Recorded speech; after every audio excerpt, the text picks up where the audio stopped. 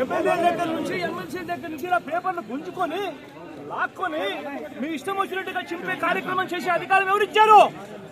మధుసూదన్ రావు, గుర్తుపెట్టుకో, ఎల్లకాలం ఇలా మాదిరిగా ఉండదు. ప్రజాస్వామ్యంలో ఉన్నాం మనం. నీ టోపీ మీద ఉన్న సింహాలకు అర్థం ఏమిటో తెలుసా? అధికారంలో ఉన్న వాళ్ళకు సెల్యూట్ కొట్టడం కాదు, ప్రజాస్వామ్యాన్ని కాపాడడం కోసం మీరున్నారు, గుర్తుపెట్టుకోండి. మరి జగన్మోహన్ రెడ్డి గారు హత్య రాజకీయాలు చేశారు, గొడ్డలి రాజకీయాలు చేశారు, హత్య చేయించిన వాళ్ళతో భుజాలు రాసుకొని తిరిగారు, సొంత చెల్లెళ్ళకే వెన్నుపోటు పొడిచారు. 5 కోట్ల మంది ఆంధ్ర రాష్ట్ర ప్రజలకు బీజేపీ పార్టీకి ప్రత్యేక హోదాను తాకట్టు పెట్టారు. ఈరోజు జగన్మోహన్ రెడ్డి గారు ఢిల్లీలో ధర్నా చేస్తారా? ప్రత్యేక హోదా కోసం ఎందుకు చేయలేదండి ధర్నాలు? 5 సంవత్సరాల మీద అధికారంలో ఉన్నారు కదా, మరి ఢిల్లీలో మీరు ప్రత్యేక హోదా కోసం ఎన్నిసార్లు ధర్నాలు చేశారు? ప్రత్యేక హోదా అసలు ఊసే లేకుండా చేశారు కదా. ప్రత్యేక హోదా గురించి మీరు ఏ రోజు పట్టించుకోలేదు, పోలవరం గురించి మీరు ఏ రోజు పట్టించుకోలేదు, రాజధాని గురించి అని చెప్పి 3 రాజధానులను కన్ఫ్యూజ్ చేశారు. ఆఖరికి కడప స్టీల్ ఫ్యాక్టరీని కూడా మీరు పట్టించుకోలేదు. విశాఖ స్టీలు మన రాష్ట్రానికే తలమానికం అయినా అమ్మేస్తామన్నా కూడా పట్టించుకోలేదు. ఈరోజు మాత్రం ఢిల్లీకి వెళ్ళి ధర్నా చేస్తారట.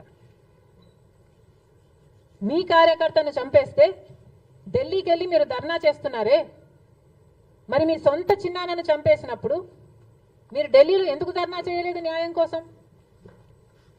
జగన్మోహన్ రెడ్డి గారు సమాధానం చెప్పాలి. ఒకవైపు ఇక్కడ అసెంబ్లీ జరుగుతుంది. అసెంబ్లీ జరుగుతున్న సమయంలో మీరు అసెంబ్లీలో ఉండకుండా ఉండే ధైర్యం మీకు లేక ఇలా సాకులు వెతుక్కొని మీరు ఢిల్లీ వెళ్తామంటున్నారే.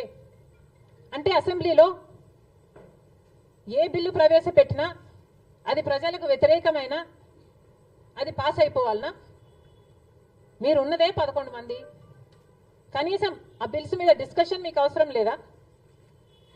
మీరు కొట్లాడాల్సిన అవసరం లేదా? ఏం ఆలోచన చేస్తున్నారు జగన్మోహన్ రెడ్డి గారు?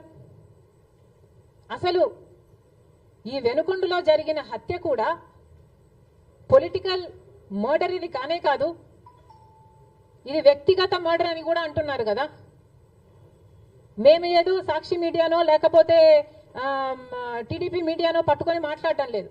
మా ఎంక్వైరీలు న్యూట్రల్ మీడియాతో లోకల్ గా మేము మాట్లాడిన తర్వాత మేము వచ్చిన కన్క్లూషన్ ఏమిటి అంటే ఇది వ్యక్తిగత మర్డర్. మొన్నటి వరకు కూడా హత్య చేసిన వాళ్ళు, హత్య గురైన వాళ్ళు ఇద్దరు వైసీపీతోనే ఉన్నారు. మరి అలాంటప్పుడు ఇది పొలిటికల్ మర్డర్ ఎలా అవుతుంది? ఈ పొలిటికల్ మర్డర్ అని మీరు చెప్పి మీరు ఢిల్లీకి వెళ్ళి ధర్నా చేస్తున్నారా? దేనికి? మీ ఉనికి కాపాడుకోవడం కోసం, మీ పార్టీ కోసం అని చెప్తున్నారు. ప్రజలు ఏం ఆలోచిస్తారు? ఈరోజు వరదలు వస్తున్నాయి మన రాష్ట్రంలో, వారిని వెళ్ళి పరామర్శించాలని మీకు అనిపించలేదు. కానీ వ్యక్తిగత మర్డర్లో మీ పార్టీకి సంబంధించిన 2 కొట్టుకొని చచ్చిపోతే ఈరోజు మీరు ఢిల్లీకి వెళ్ళి ధర్నా చేస్తారా? ప్రజల కోసం మీరు ఎందుకు నిలబడలేదు? మీ పార్టీ వాళ్ళు ఓటేస్తే మీరు గెలిచారా? మీ పార్టీ వాళ్ళ కోసమే మీరు ముఖ్యమంత్రి అయ్యారా? 5 సంవత్సరాలుగా మీరు ప్రజల కోసం పనిచేయలేదు, కానీ ఈరోజు ఢిల్లీకి వెళ్ళి ధర్నా చేస్తారట. సిగ్గుండాలి కదా. కానీ ఈ విషయంలో పోలీసులను కూడా అడుగుతున్నాం. నడి రోడ్డు మీద ఇలా హత్యలు చేసుకుంటుంటే పోలీసులు ఏం చేస్తున్నారు?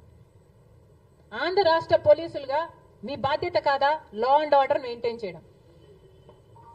ముఖ్యమంత్రి గారు, డిప్యూటీ ముఖ్యమంత్రి గారు చంద్రబాబు గారు, పవన్ కళ్యాణ్ గారిని కూడా ప్రశ్నిస్తున్నాం. మీ హయాంలో నడి రోడ్డు మీద ఇలా మర్డర్లు జరిగితే మీరు బాధ్యులు కారా? మీకు ఆపాల్సిన బాధ్యత లేదా? లా అండ్ ఆర్డర్ ఉన్నట్టా చచ్చిపోయినట్టా మన రాష్ట్రంలో? మళ్ళీ చెప్తున్నాం, మీరు జోక్యం చేసుకోండి, ఇలాంటివి కాకుండా చూసుకోండి. పోలీసులు కూడా అప్రమత్తంగా ఉండాలి. ఈ లా అండ్ ఆర్డర్ సిచ్యువేషన్ ని కంట్రోల్ చేయాల్సిన బాధ్యత పోలీసులకు ఉంది, ముఖ్యమంత్రికి ఉంది, డిప్యూటీ చీఫ్ మినిస్టర్కి ఉంది. దయచేసి మళ్ళీ ఇలాంటివి జరగకుండా చూడండి.